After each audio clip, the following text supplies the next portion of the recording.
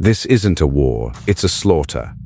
That's how one Russian commentator described it after 123 soldiers were killed while assaulting a well-defended Ukrainian position in Donetsk. Look, it's hard to understand why Russia keeps throwing bodies against the Ukrainian drone wall and expecting a different result. But we've got a few possible explanations in today's video. First, testing new technology. There's been a lot of talk about a new Russian APS, or active protection system, for its tanks. If that's what was happening here, the system may not have worked at all. Second, this is a brutal section of the front, the Pokrovsk direction, and maybe Russia needs bigger attacks just to move anywhere.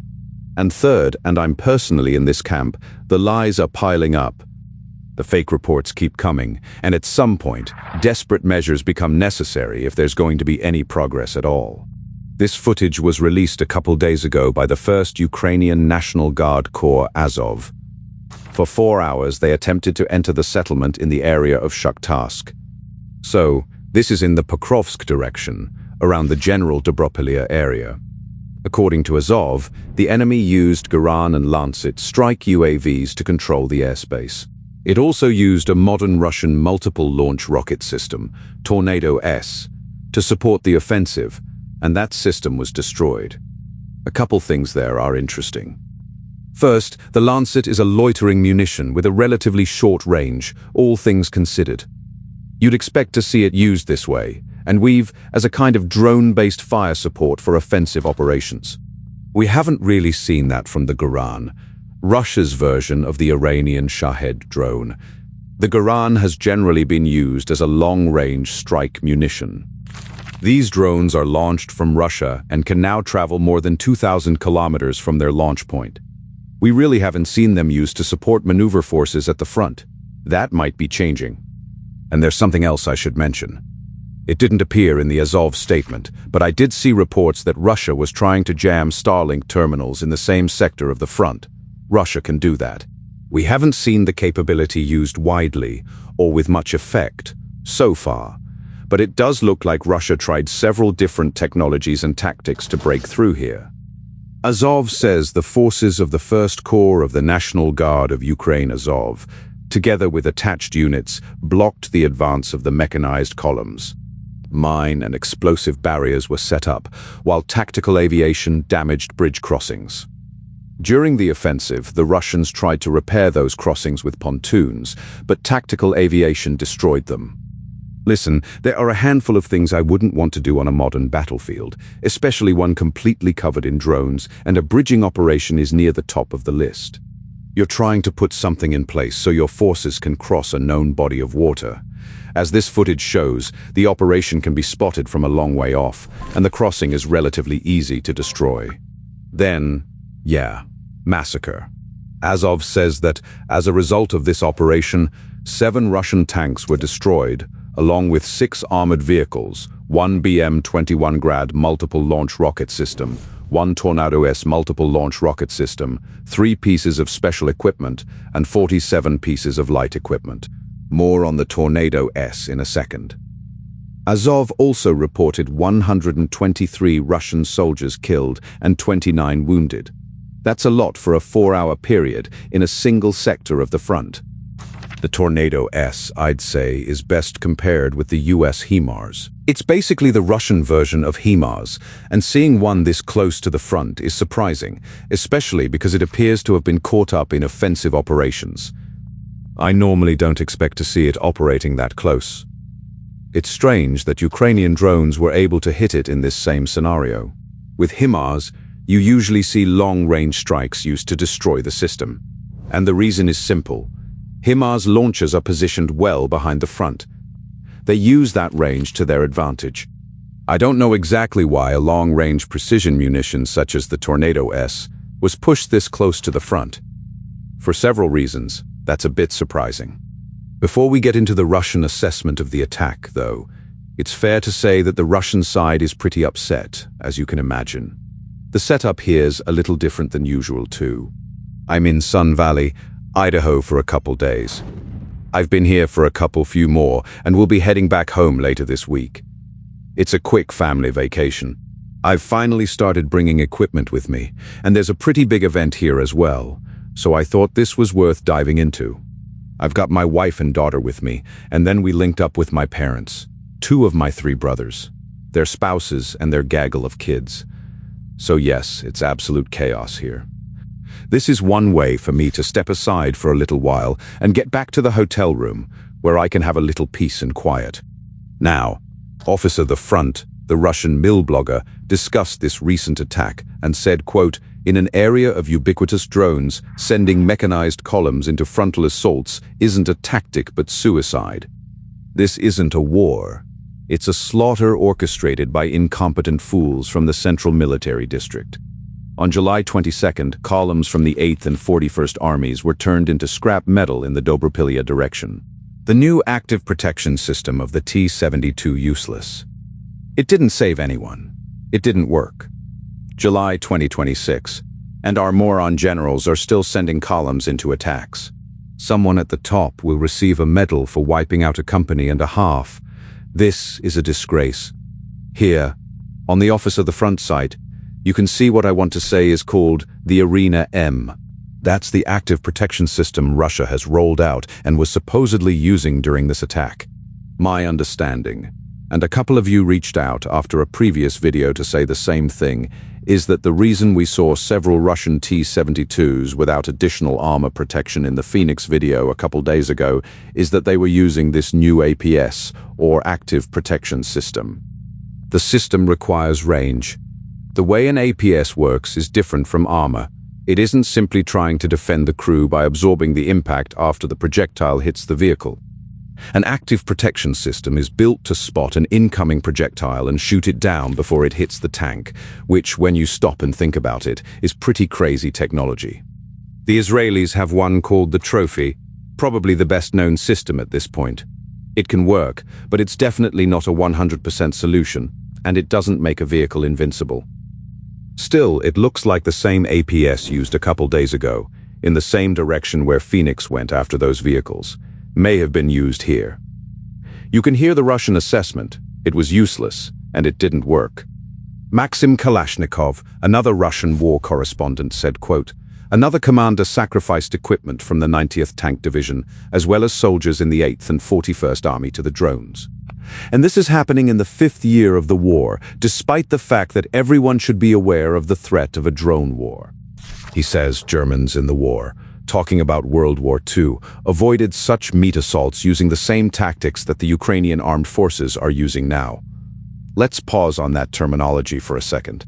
Human waves, meat assaults, meat grinders. Russia has been using all of those terms for quite a while. This isn't just commentary from the Ukrainian side describing Russian assaults. We certainly hear that language from Ukraine. But I want to stress that meat assault, meat grinder, suicide mission, and one-way trip are also coming from Russian sources. They can see what's happening on the battlefield when troops are sent out into the open, or in this case, into something close to the open with armored vehicles, and get spotted and destroyed long before they actually enter Ukrainian territory. Which raises the obvious question, why are they doing this? The answer may be tied to a surprising shift in the last week, because it's been a while since we've seen Russia use any number of armored vehicles in a coordinated assault. For more than a year now, Russia has mostly relied on infiltration tactics.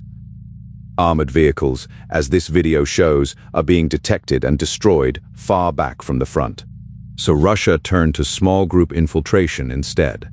Sometimes the group has 3 soldiers, sometimes 2, and often there's just one Russian soldier given a couple checkpoints to move through.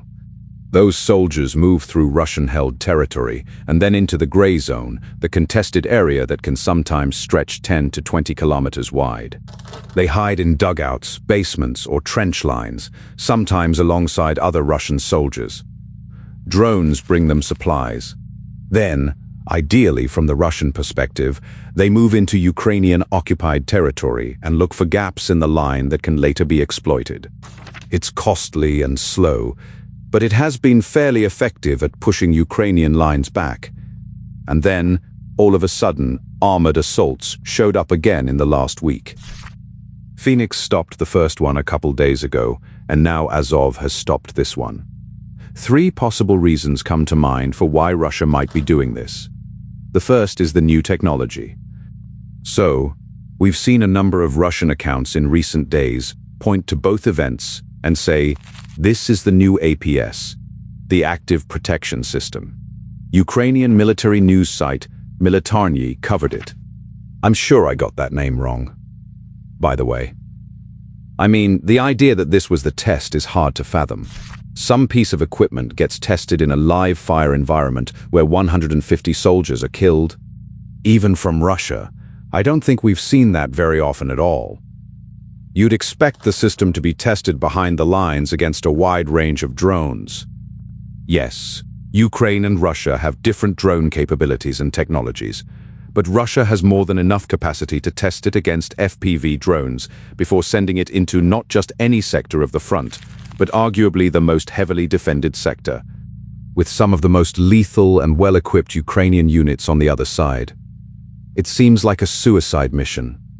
That's why the Russian mill bloggers are so upset by what they're seeing here. So maybe this was an APS test. I think that's probably part of it. But the bigger story is that Russian technology doesn't yet appear ready to deal with mass FPV drone attacks on the battlefield. I do want to stress that we only have about 6 to 7 minutes of footage from this entire 4-hour engagement, plus another day from Phoenix. We haven't seen the Russian side, so it's entirely possible, I want to leave room for this, that the APS systems worked and shot down 5, 10, or 20 Ukrainian drones before the vehicles were finally disabled and destroyed. Maybe. We have no evidence for that. All we can say right now is that Ukrainian drones destroyed those vehicles. The second point was raised by Clement Molin, an analyst on X. He does excellent work, and I'll link his account in the description below. His answer was, the main reason is how difficult it is to get there. We've seen recent videos of an impressive number of logistical and assault unarmored vehicles destroyed on roads leading to this area. This is one of the deadliest areas, with older Ukrainian fortifications complicating any movement. I think that's possible. It's pretty dark when you think about it, right? If the calculation is, we need 150 people in this general area, and they aren't there now, so we'll accept 50% losses to get them there. That's wild. Could you imagine that? Just assuming 50% losses to push those men forward? I think that's part of it. But it probably isn't only about moving those troops ahead. The third reason is more in line with reality, or at least it better explains what we're seeing here. The Russian military continues to run on lies. These false reports keep moving up the chain. At some point they pile up, and we've seen that happen in a couple of areas along the front, where drastic measures suddenly become necessary. It's possible that's what we're seeing here, which would explain why a large assault, say 300 men with a 50% casualty rate, might look understandable from the Russian side, as crazy as that sounds. Now, this is something I'd been thinking about in recent days, but then I came across an analysis on X and figured it was better to share what somebody actually said at the time instead of saying, no, I thought that. Medusa, UA, whose account is also linked in the description below, said, why mechanized assaults here and now? Because the old Ukrainian fortifications and relentless drone work on the logistics have turned every foot approach into a death march. 5 to 10 kilometers of open road under FPV and artillery fire after staging in ruined villages. Command can't get accurate pictures. Their maps count any dead infantrymen who once stepped on ground as controlled territory. We've seen a lot of that across the front. So as that information moves up the chain of command, it becomes something else. We've talked in recent videos about Russian mill bloggers who say there are different maps on the wall. One shows what's being reported up the chain of command, while the other is used to plan operations. The first map can be off by 5, 10, or 20 kilometers in certain areas, because that one soldier who went forward has now turned that ground into Russian territory forever. Even if it was one man, 10 kilometers behind the front line, and he's killed, they still have to find a way to make up that claim slowly. And doing so costs a lot of men. I think that's probably a large part of what we've seen in these relatively chaotic, desperate, if you'll, armored assaults in recent days. But, as mentioned, every one of these sources, along with the source videos, will be linked in the description below. That's what we've got for now. Thanks for watching, and I'll see you all next time.